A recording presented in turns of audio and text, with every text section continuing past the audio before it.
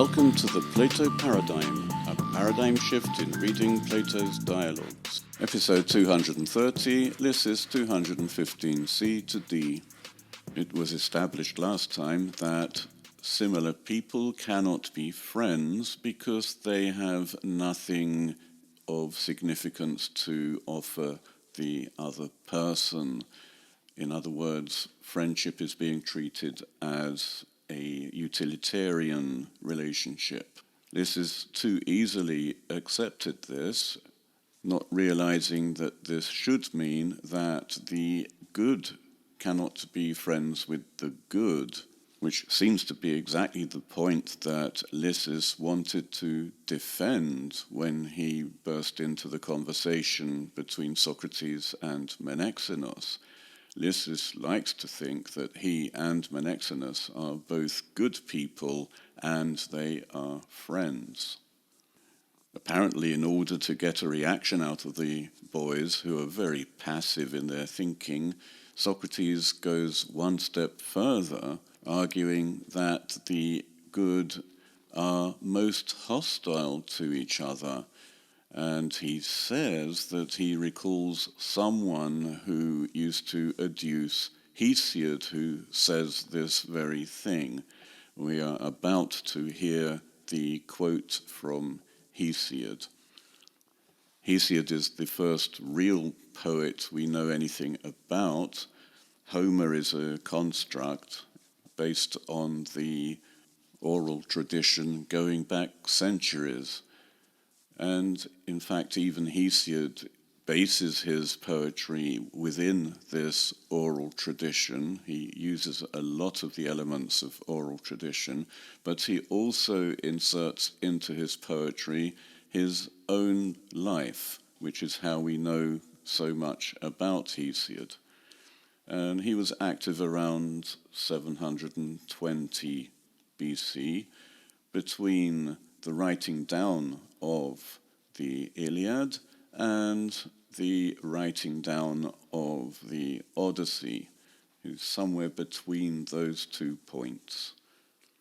After the writing down of the Odyssey, around 700 BC, the writing of poetry became more common. So it was no longer an oral tradition as such, it was now a written tradition, which doesn't mean that people stopped reciting poetry. There were still rhapsodes, but the poetry became more elaborate as writing allowed a different sort of memorizing. While the Iliad and the Odyssey were in the oral tradition, which emphasized things that happened or were supposed to have happened, Hesiod is in the oral tradition of what is known as wisdom literature. His poetry is a repository of things which should be done, especially in agriculture, but also in other areas of life as well. So he is treated as a wise person. So anything quoted from Hesiod should be taken seriously. On the face of it, then, it isn't too strange to think of someone who quotes Hesiod all the time, although it is suspicious that Socrates only now recalls that there was this person who used to say such an outrageous thing all the time, that the good are most hostile to the good, and adducing Hesiod to back up this statement. So here are the 1.5 lines from Hesiod. The quotation comes from Hesiod's Works and Days, Erga kai Hemerai, which we have in full. It's a poem which, after an autobiographical introduction, settles down into producing traditional wisdom literature. What to do, when to do it, such as sowing, which season to harvest, that sort of thing. Legon hos ara, saying then, Kai keramils kerame kote kai aoidos aoido, kaipto hospto ho. A potter holds a grudge against a potter, and a singer against a singer, and a beggar against a beggar. Hesiod is clearly stating here that like holds a grudge against like, but actually Socrates is not quoting Hesiod correctly, and luckily we have the correct version. Kai keramils kerame kote kai tektoni tekton, kaipto hospto hofthone kai aoidos aoido. A potter holds a grudge against a potter, and a carpenter against a carpenter, and a beggar is envious of a beggar, and a singer is envious of a singer. Socrates not only omitted the carpenter holding a grudge against a carpenter, but also the second verb. The first one was holding a grudge, but the second one is being envious of. And this is the point Hesiod was making. He's arguing that there are two types of envy, phthonos. One of them is destructive. If I envy someone who's better than I am, I try to do everything I can to bring him down to my level. While the other sort of envy is constructive. I want to rival the person who is better than me, so I make myself better. 3 of Hesiod's 4 examples are craftsmen: the potter, the carpenter, and the singer. The singer is actually a poet like Hesiod or Homer. The aoidos recalls the first line of the Iliad, menin aede thea, sing goddess, the anger of Achilles. The 4th example is a bit strange, the beggar. How would a beggar envy another beggar? How would a beggar want to compete with another beggar and become a better beggar? This is a bit strange.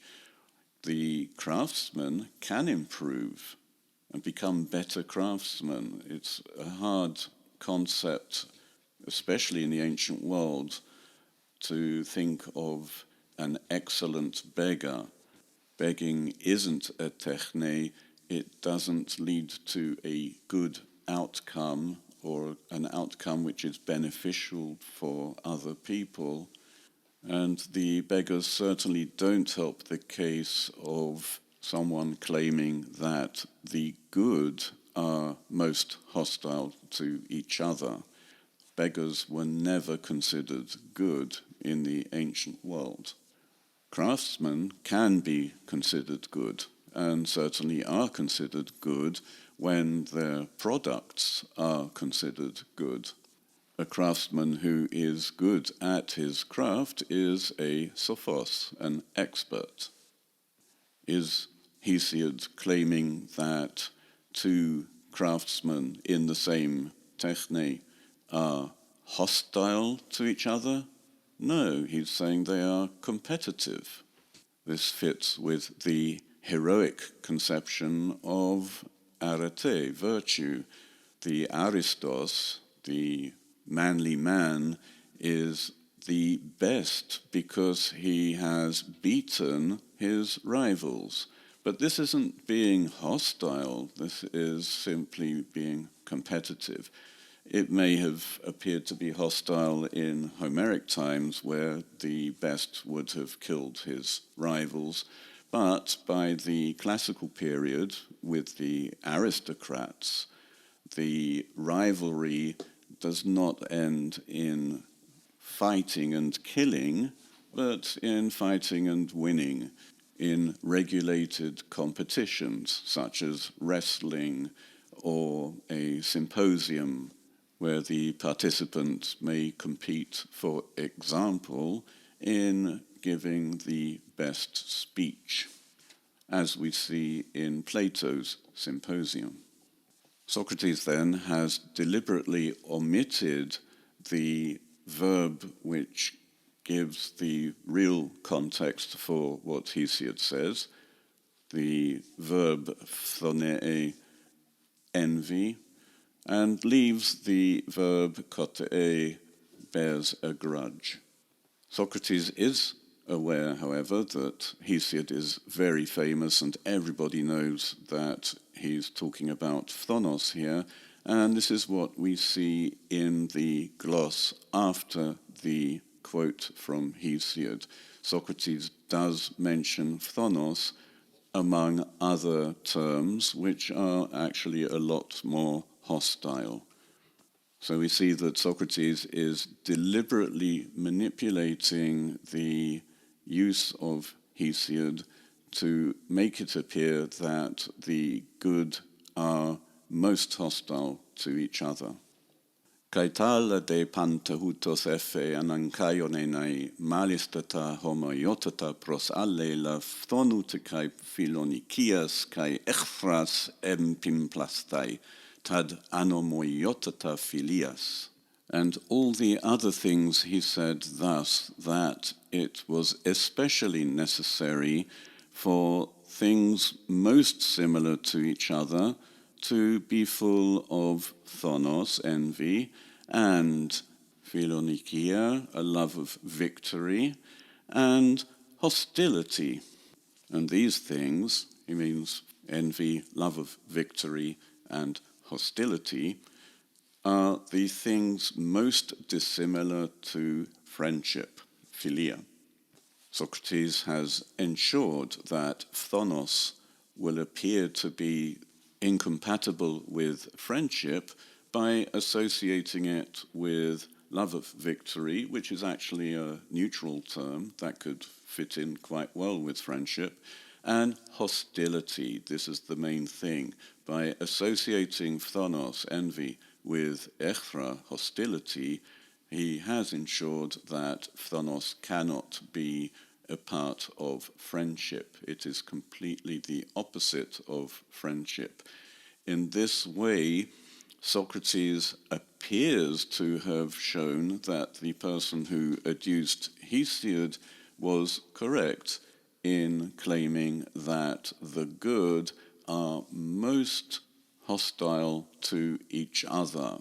In the original claim, he used the term polemiototoi, the most hostile in the sense of being like enemies in a battle. A polemos is a battle, so polemios is someone connected with a battle, your enemy, while now he's associated phthonos with echthra, which is hostility. The Hesiod quote itself does not support this claim, and we might hope that the boys say something to that effect.